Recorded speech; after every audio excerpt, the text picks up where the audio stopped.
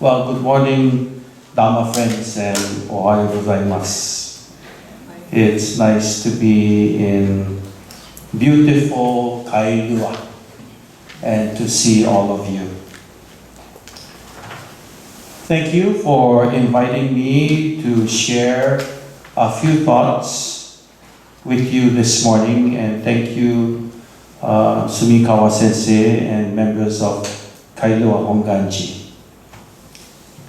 Will you join me in Gassho, please? Saved by the inconceivable working of Amida's vow, I shall realize birth in the Pure Land. The moment you entrust yourself thus to the vow, so that the mind set upon saying the Nembutsu arises within you, you are immediately brought to share in the benefit of being grasped by Amida, never to be abandoned. Know that the primal vow of Amida makes no distinction between people young and old, good and evil.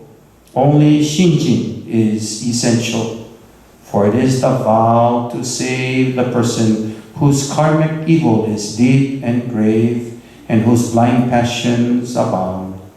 Thus, for those who entrust themselves to the primal vow, no good acts are required, because no good surpasses the Nembutsu, nor need they despair of the evil they commit, for no evil can obstruct the working of Amida's primal vow. Namo Amida Butsu. Namo Butsu. Namo Butsu.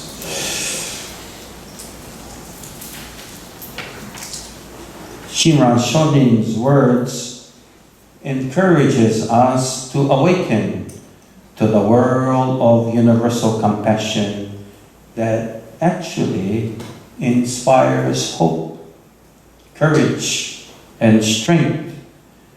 These words encourage me to say the Nembutsu in the midst of all circumstances of everyday living.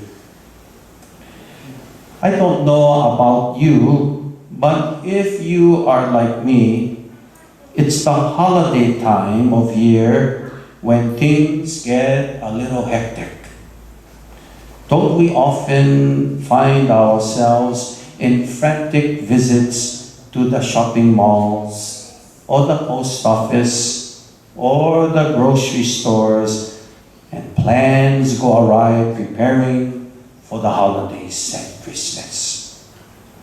In the Christian world, this is a time of year that Christians are encouraged to prepare for Christmas with the thought of preparation or expectancy of Christmas. It is known as the season of Advent.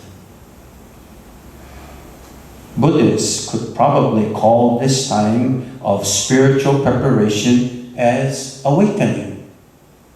To be present and to know that our world is filled with many imperfections and delusions. Things seem not as they really are. Bodhi Day comes to bring our awareness through the teachings of the historical Buddha, Shakyamuni, who taught that through understanding the Dharma, the truth, the world is filled with many delusions, and to awaken to the Dharma and liberation from suffering.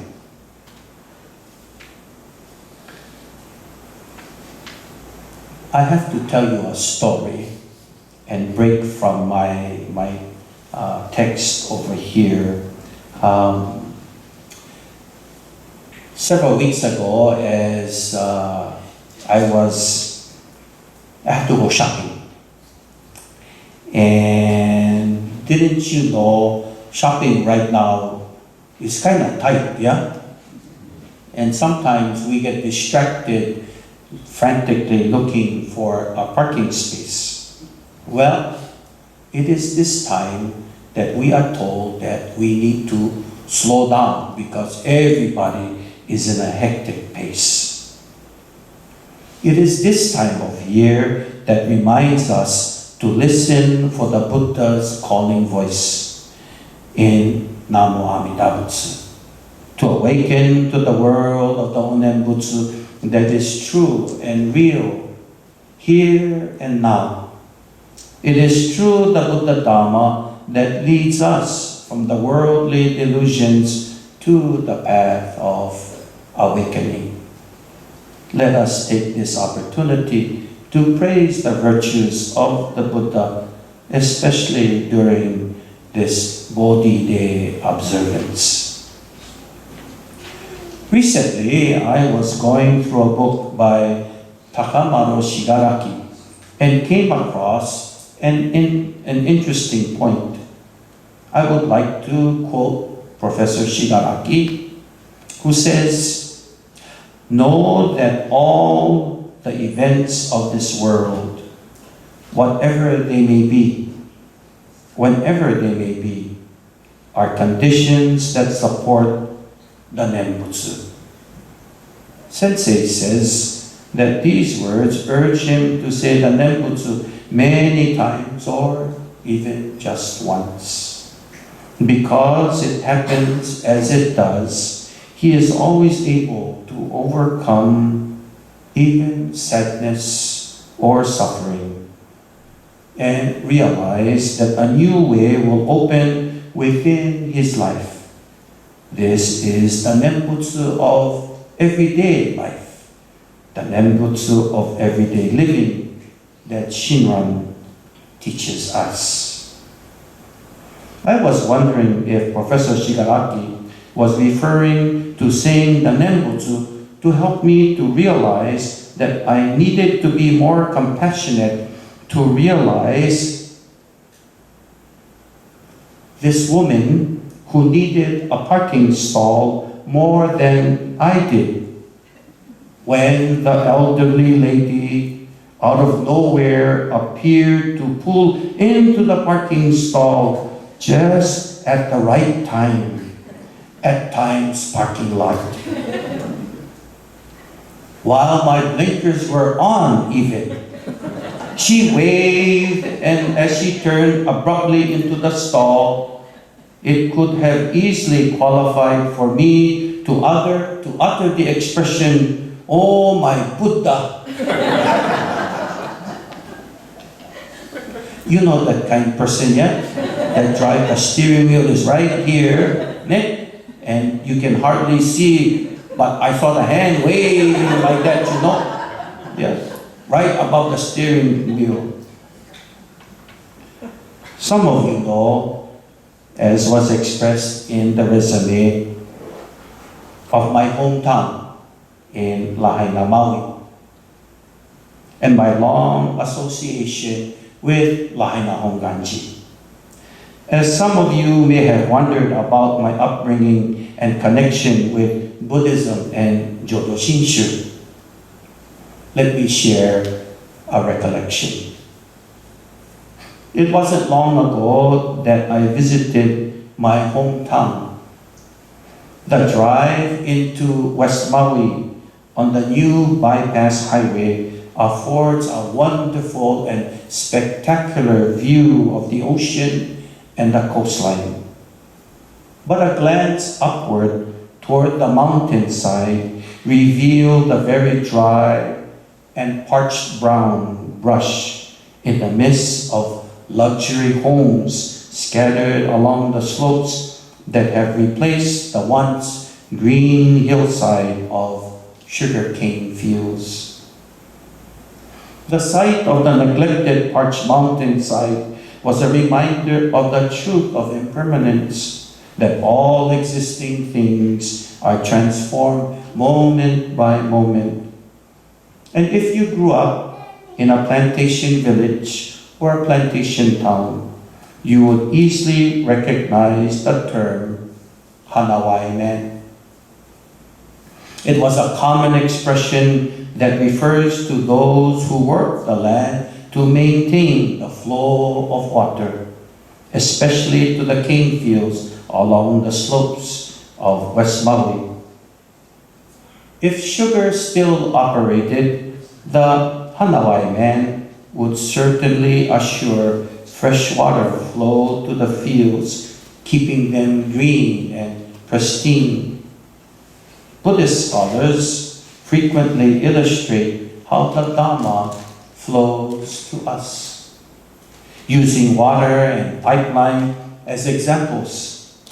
The Buddha Dharma, or water, is the essence, and the pipeline, or the masters and teachers, are the transmitters of the Dharma, like Shakyamuni Buddha.